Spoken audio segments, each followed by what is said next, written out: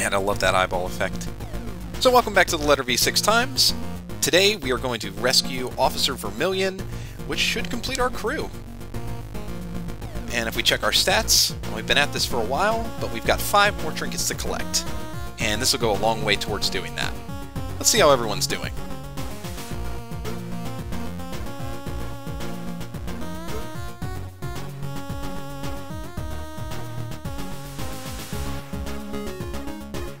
I would say that the ship being able to move is pretty important. Yep, you just keep staring to the left and discovering whatever it is that you discover. Don't you have neck muscles?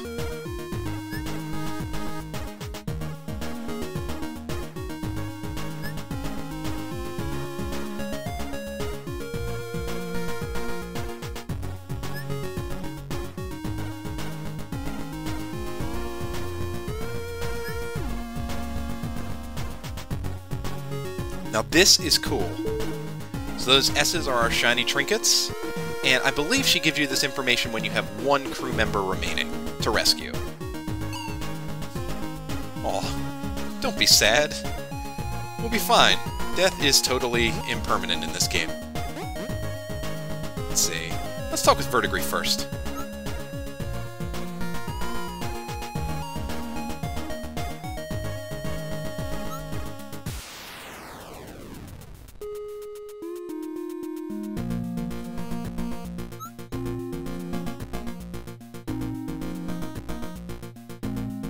Yeah, especially because it's stuck in some kind of construction material. You got anything else?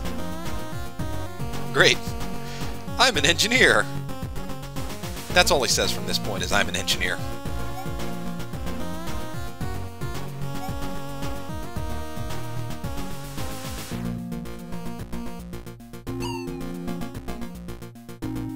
It happened again! The dream where I'm doing the presentation and my pants fall down and... Oh, never mind. He meant the teleporter. Forget I said anything.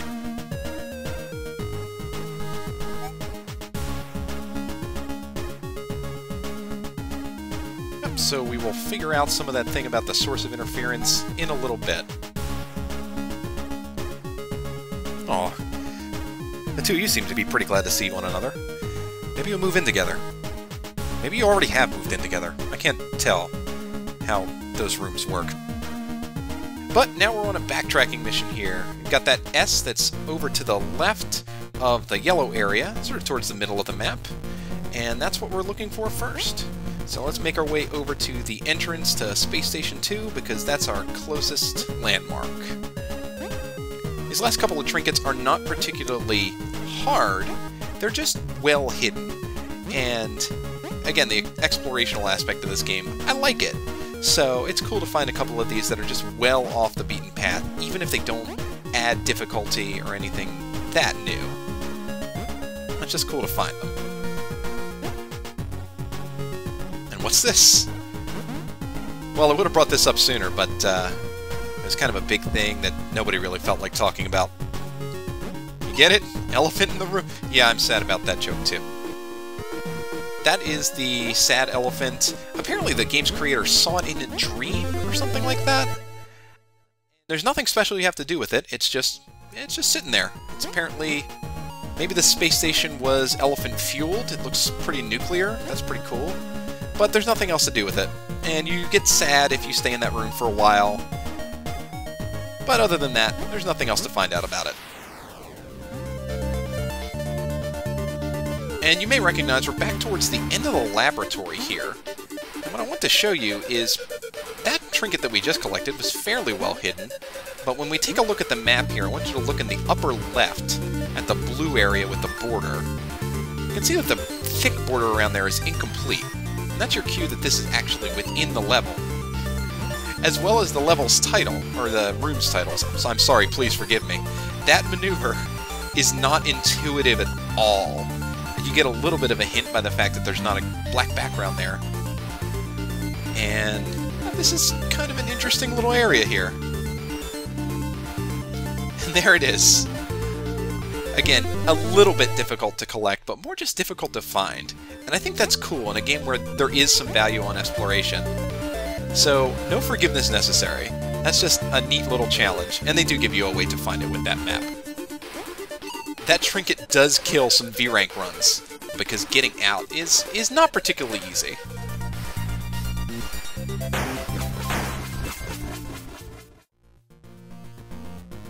So, I teleported back to the ship so you could see how you would find this area, just from there as your first landmark. And this is actually, the area we're going to with Vermilion, is a decent area to do first. It's not a terrible challenge, it's not terribly difficult to find even on the overworld map, but there are a couple of reasons I like to save it for last.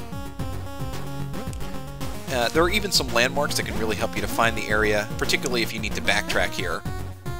That's probably the best one, that circle.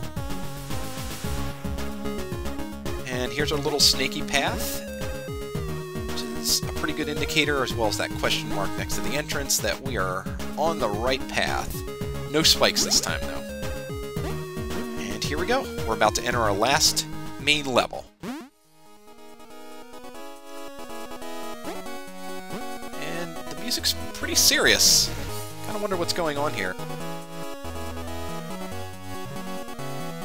Oh my! This is the tower. I love this design. Just take a look.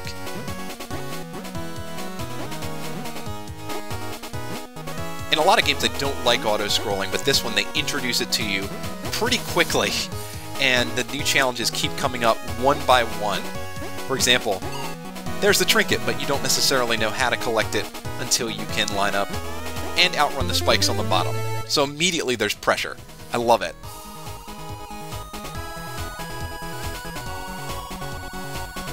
You've got to take things relatively quickly.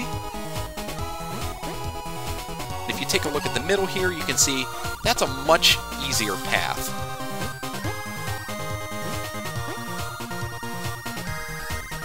And that jump is particularly hard to line up.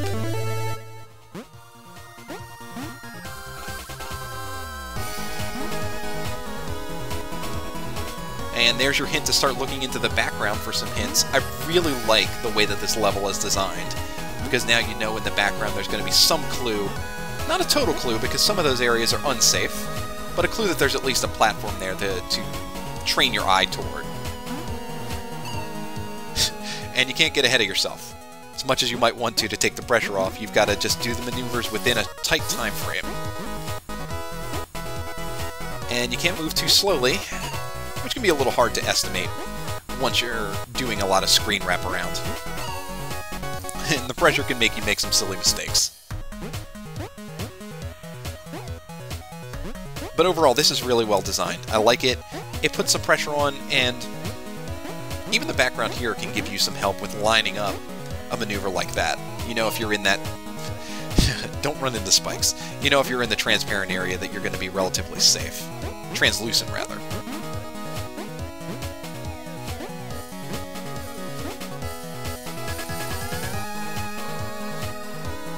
And alright, the scrolling is stopped. And that's a nice touch. I like that the whole thing is considered one huge room. Here he is, Officer Vermilion. We got him.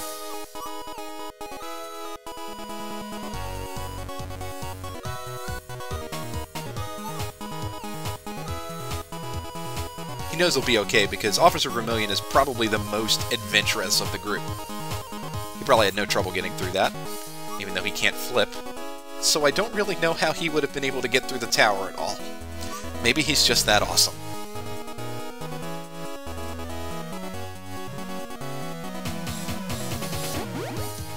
And with that, we're out of here.